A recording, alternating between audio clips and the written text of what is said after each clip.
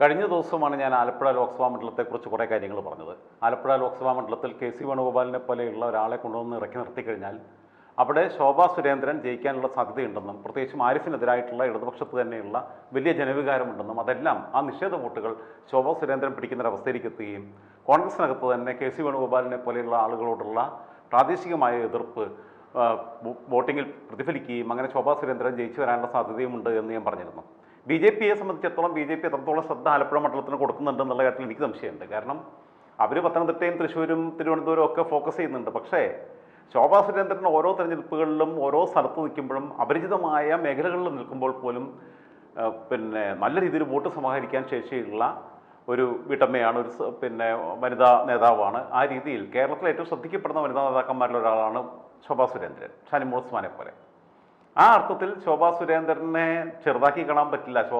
BJP പരിപൂർണമായി മനസ്സർപ്പിച്ച് വിജയിക്കണമെന്ന ആഗ്രഹത്തോടെ സംസ്ഥാന നേതൃത്വം അവിടെ ശ്രദ്ധ കേന്ദ്രീകരിച്ച് കഴിഞ്ഞാൽ ആവശ്യത്തിനുള്ള തെരഞ്ഞെടുപ്പ് പ്രചരണത്തിന് വേണ്ട ഫണ്ടും കാര്യങ്ങളും എല്ലാം കൃത്യമായിട്ട് കൈകാര്യം ചെയ്ത് കഴിഞ്ഞാൽ ഒരു പക്ഷേ ഈ തെരഞ്ഞെടുപ്പിലെ കറുത്ത കുതിരയായിട്ട് മാറാൻ പോകുന്നത് ശോഭാ സുരേന്ദ്രനാണ്.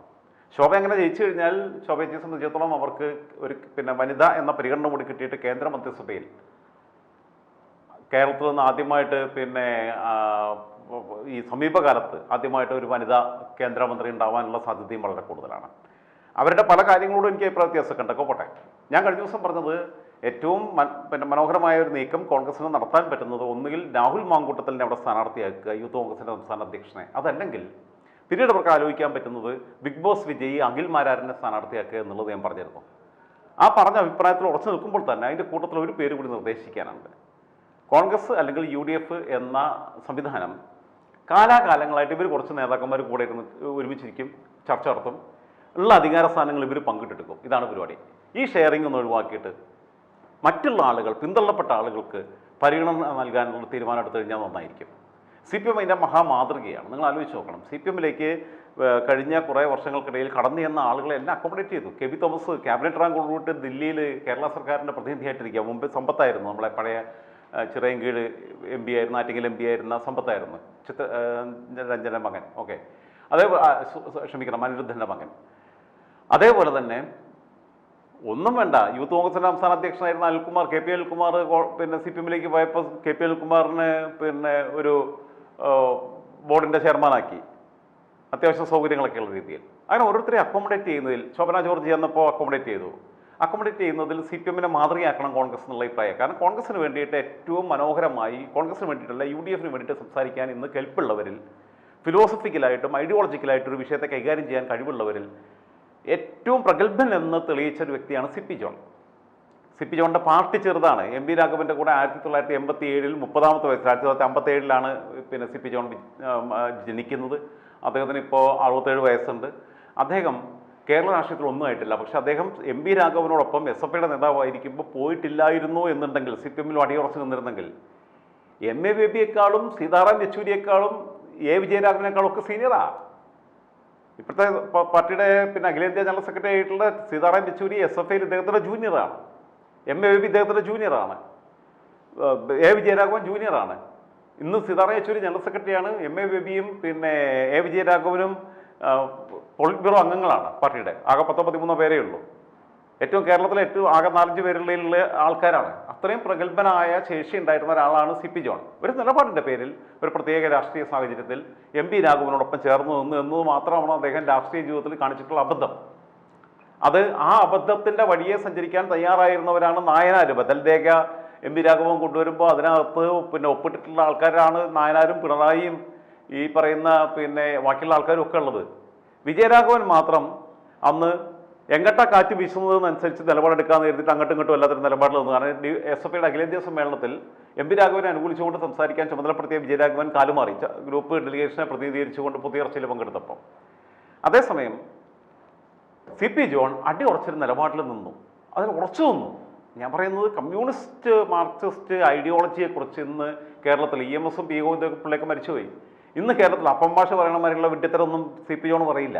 ഇന്ന് കേരളത്തിൽ കമ്മ്യൂണിസത്തെക്കുറിച്ച് മാർക്സിസത്തെക്കുറിച്ച് ഏറ്റവും മനോഹരമായി സംസാരിക്കാനും അതിൻ്റെ ഗുണങ്ങളെക്കുറിച്ച് ജനങ്ങളെ പറഞ്ഞ് മനസ്സിലാക്കാനും ചാനൽ ചർച്ചകളിലൊക്കെ വൈകാരികമായിട്ടല്ലാതെ തെറിവാക്കുകളൊന്നും ഉപയോഗിക്കാതെ അസഭ്യപദങ്ങൾ ഉപയോഗിക്കാതെ ഏറ്റവും ഉയർന്ന രാഷ്ട്രീയ ബോധത്തോടെ സംസാരിക്കാനും കെൽപ്പുള്ള അപൂർവം നേതാക്കന്മാരിലുള്ള ഒരാളാണ് CP ജോൺ.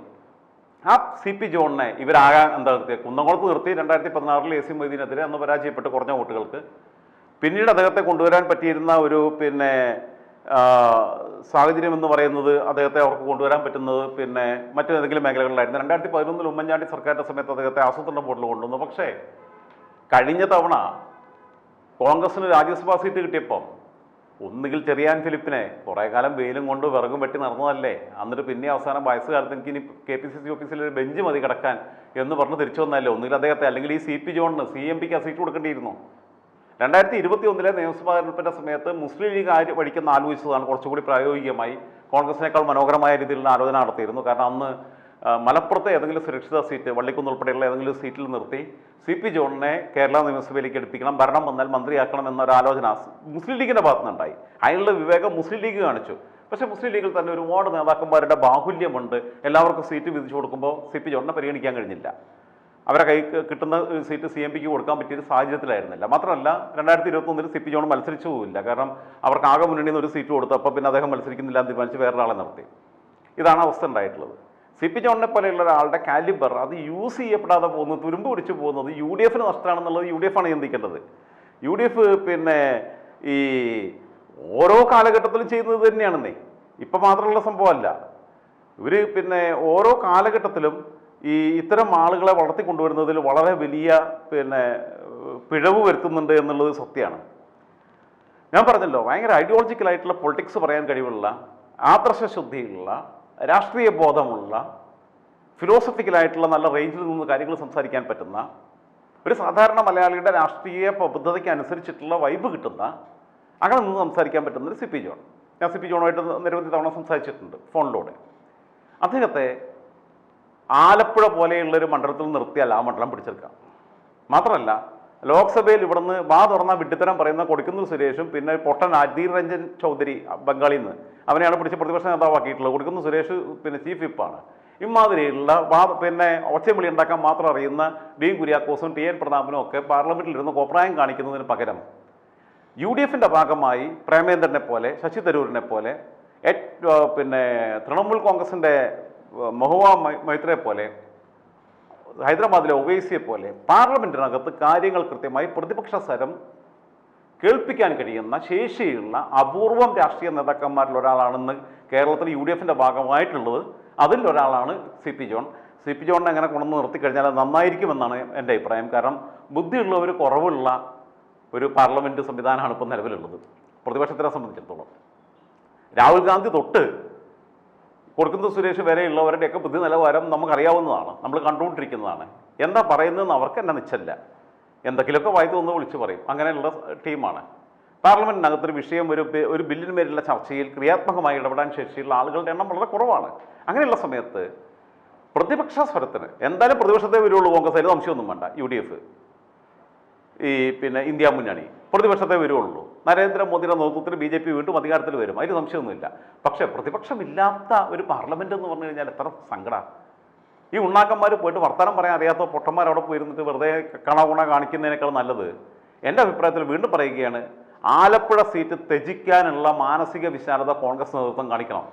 എന്നാലും അവരെ സിറ്റിംഗ് സീറ്റൊന്നും അല്ലല്ലോ, അവർ മത്സരിച്ചിരുന്ന സീറ്റെന്നേ ഉള്ളൂ.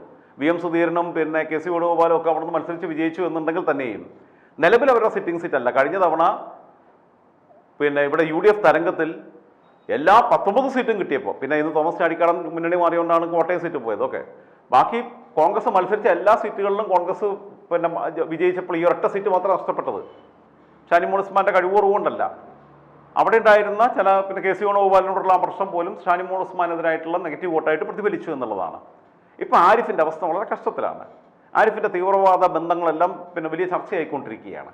അങ്ങനെയുള്ള സമയത്ത് ശോഭാ സുരേന്ദ്രനെ പോലെ ശക്തിയായ ഒരു സ്ഥാനാർത്ഥിയെ, ഒരു ക്രൗഡ് പുള്ളറെ, വോട്ട് ആകർഷിക്കാൻ ശേഷിയുള്ള ഒരു വനിതയെ BJP ഒന്നും കാണാതെ അവിടെ നിർത്തിയല്ല. അങ്ങനെ നിർത്തിയ സ്ഥലത്ത് ആ മണ്ഡലം പിടിച്ചെടുക്കണമെന്നുണ്ടെങ്കിൽ ഞാൻ കഴിഞ്ഞ ദിവസം പറഞ്ഞ് വീണ്ടും ഉത്തരവാദിത്തത്തോട് കൂടിയിട്ട് സമ്മതിക്കുക തന്നെയാണ്. രാഹുൽ മാങ്കൂട്ടത്തിലും അഖിൽമാരും ഒക്കെ ബെസ്റ്റ് കാൻഡിഡേറ്റ് ആണ്. പക്ഷേ കോൺഗ്രസ് ആ സീറ്റ് ത്യജിച്ച് മുന്നണി ക്കകത്തെ ഒരു ഖാദ്യനീതി എന്ന രീതിയിൽ ഇക്കാലം വരെ ഒന്നുമാകാതെ പോയ CP ജോൺ എന്ന് പറയുന്ന 67 വയസ്സുള്ള സഖാവിന് ഒരു പ്രായശ്ചിത്തം എന്ന വണ്ണം ആ സീറ്റ് നൽകി അദ്ദേഹത്തെ രാജ്യസഭയിലേക്ക് എത്തിച്ചാൽ അത് കോൺഗ്രസിന് മുതൽക്കൂട്ടാവും, അത് ഇന്ത്യ മുന്നണിക്ക് മുതൽക്കൂട്ടാവും. വാ തുറന്ന് വർത്തമാനം പറയാൻ അറിയാത്ത രാഹുൽ ഗാന്ധിയെ പോലെയുള്ളവർക്ക് ആ നാവ് ഉപയോഗിക്കാൻ കഴിയുമെന്ന് മാത്രമാണ് ഓർമ്മപ്പെടുത്താനുള്ളത്.